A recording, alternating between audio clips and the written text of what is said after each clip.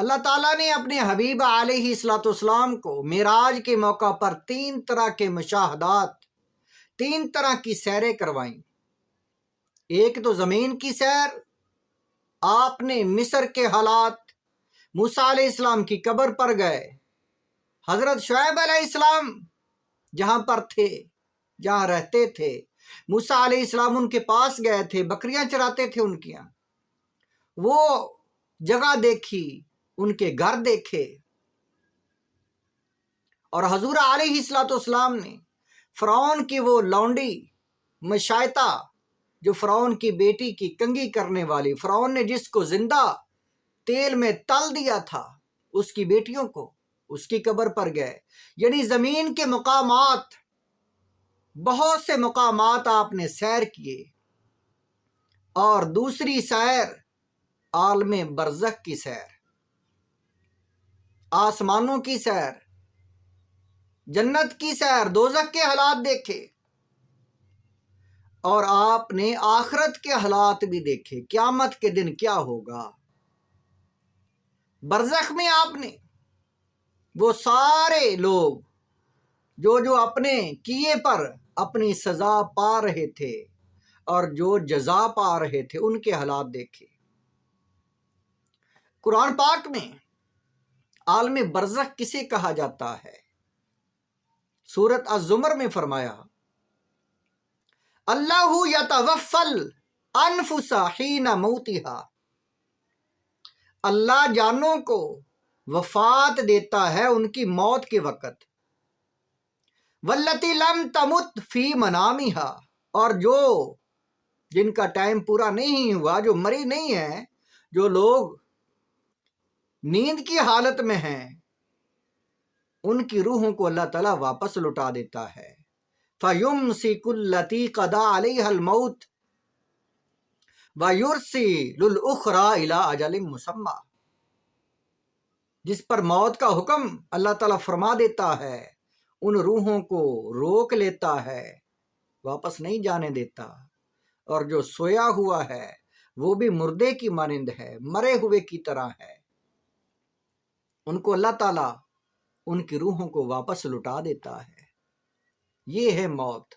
اس طرح کی موت ہوتی ہے۔ اور عالم برزخ جو ہے وہ بھی اسی طرح کا ہوتا ہے، جیسے کہ خواب کا عالم ہے، لیکن فرق یہ ہے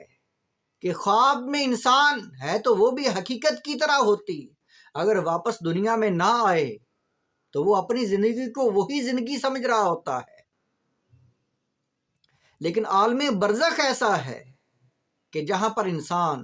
دنیا کے حالات کو جانتا ہے کہ میں پہلے دنیا کی زندگی میں تھا اور یہ زندگی عالم برزخ کی ہے، اسے یہ پتہ ہوتا ہے کہ اب میں مرا ہوا ہوں، اور مرنے کے بعد یہ مجھے جزا سزا، یہ وہ زندگی جو میں نے گزاری تھی اس کا جو رد عمل ہے میرے پاس، جو مجھے سزا مل رہی ہے یا جو مجھے جزا مل رہی ہے، یہ وہ انعامات ہیں میرے پاس، یعنی اسے یہ پتہ ہوتا ہے۔ اللہ تعالیٰ نے یہ سارا کچھ دکھایا، تو اسی لیے اللہ تعالیٰ قرآن پاک میں بار بار بہت سارے مقامات ایسے ہیں جس پر اللہ تعالیٰ فرماتا ہے، اے میرے حبیب، الم تر کیف فعل ربک باصحاب الفیل، اے میرے نبی، اے میرے حبیب، کیا آپ نے اصحاب فیل، وہ جو مکہ پر جو مکہ کو شہید کرنے کے لیے آئے تھے، خانہ کعبہ کو گرانے کے لیے آئے تھے، کیا ان کے حالات نہیں دیکھے؟ اللہ تعالیٰ نے وہ بھی دکھا دیے۔ اور بعض جگہ پر اللہ تعالیٰ فرماتا ہے، الم تر الی ربک کیف مد ظلہ، اے میرے حبیب، آپ نے دیکھا نہیں اپنے رب کو کہ کیسے اس نے سایہ پھیلا دیا۔ اور بعض جگہ پر اللہ تعالیٰ فرماتا ہے، الم تر کیف فعل ربک بعاد، اے میرے حبیب، آپ نے دیکھا نہیں قوم عاد کے ساتھ اللہ نے کیا کیا، کیسے ان کو ہلاک کر دیا، وہ کیسی سرکش قوم تھی۔ الم ترى ان اللہ یعلم ما فی السماوات و ما فی الارض، اے میرے نبی، کیا آپ نے مشاہدہ نہیں کیا، کیا تو نے دیکھا نہیں کہ اللہ تعالیٰ تو جانتا ہے سب کچھ، زمین و آسمانوں کا جو کچھ بھی ہے۔ اس طرح کئی مقامات پر، سورت بقرہ میں بھی ہے، آیت نمبر 257 پر 58 میں، الم تر الی الذی حاج ابراہیم فی ربہ، اے میرے نبی کیا آپ نے دیکھا نہیں ہے ابراہیم علیہ السلام کے ساتھ جھگڑا کیا جس نے، نمرود نے، 4000 سال بعد حضور علیہ السلام پیدا ہوئے۔ ابراہیم علیہ السلام کا زمانہ 4000 سال پہلے کا ہے، تو اللہ تعالیٰ فرما رہا ہے اے میرے حبیب آپ نے دیکھا نہیں ہے؟ 4000 سال پہلے کی بات اللہ تعالیٰ فرما دیکھا نہیں۔ یہ وہ مشاہدات ہیں جو اللہ تعالیٰ نے اپنے حبیب کو معراج کے موقع پر کروائے، تو اس لیے اللہ تعالیٰ فرماتا ہے کہ آپ نے دیکھا نہیں ہے۔ بہت سارے مقامات پر یہ آیات اس طرح کی موجود ہیں۔ الم تر الی الذی خرجوا من دیارہم وہم الوف حذر الموت، اے میرے نبی کیا آپ نے دیکھا نہیں ان لوگوں کو جو اپنے گھروں سے نکلے موت کے ڈر کی وجہ سے؟ یعنی اس طرح کے واقعات جو دنیا میں گزر گئے ہیں وہ سارے کے سارے وہ بھی دکھا دیے، اور عالم برزخ کے واقعات بھی دکھا دیے۔ یہ ہے معراج، اور آسمانوں کی سیر بھی کرائی،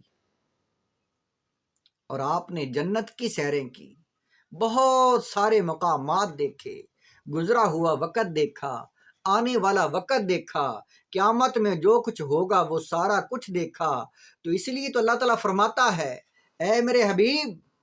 سبحان الذی اسری بعبدہ، تو اللہ تعالیٰ اپنے حبیب کو معراج کے موقع پر سبحان الذی سے شروع کرتا ہے کہ یہ ایسے مشاہدات کروانا یہ اللہ کا کام ہے۔ سبحان اللہ، اللہ تعالیٰ کی یہ صفت سبحان، اے اللہ تو پاک ہے، یہ ایسا ذکر ہے کہ اللہ کو اتنا پسند ہے کہ اللہ تعالیٰ نے فرشتوں کی ڈیوٹیاں بھی لگائی ہوئی ہیں، وہ بھی سبحان اللہ کا ورد کرتے ہیں سارے۔ یسبح للہ ما فی السماوات و ما فی الارض، اور جو کچھ بھی زمین و آسمان میں ہے سب کا سب لفظ سبحان سے اے اللہ تو پاک ہے، اے اللہ تو پاک ہے، یہ ورد کر رہے ہیں سب۔ فرشتے بھی یہ تسبیح کرتے ہیں، تو سارے مشاہدات کروائے، آسمانوں کی سیریں کروائی، جنت کی سیریں، دوزخ کے حالات، گزرے ہوئے حالات، آنے والے حالات، قیامت کے دن کیا ہوگا، سب کچھ دکھا دیا۔ تو کون ہے کر سکتا؟ سبحان اللہ، یہ اللہ کی طاقت ہے، یہ اللہ کی قدرت ہے، یہ اللہ تعالیٰ کا کام ہے۔ سبحان الذی اسری، پاک ہے وہ ذات ہر نقص، ہر عیب، ہر کمزوری سے، وہ تو سب کچھ کر سکتا ہے۔ اسی نے اسری بعبدہ، اپنے محبوب کو، اپنے عبد کو، اپنے بندے کو سیر کروائی لیلن، یہ تنوین جو ہے تنوین تقلیل، رات کے قلیل لمحے میں سیر کروائی، من المسجد الحرام الی المسجد الاقصی، مسجد حرام سے مسجد اقصی تک، الذی بارکنا حولہ لنریہ من آیاتنا، تاکہ اللہ تعالیٰ دکھا دے، اللہ تعالیٰ